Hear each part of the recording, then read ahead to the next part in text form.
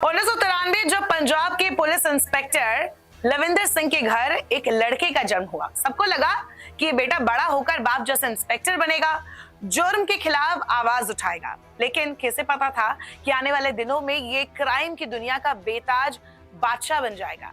हम बात कर रहे हैं लॉरेंस बिश्नोई की, जो कि इंडिया में ही नहीं बल्कि पूरी दुनिया में फेमस है। बहुत नामी ये कह सकते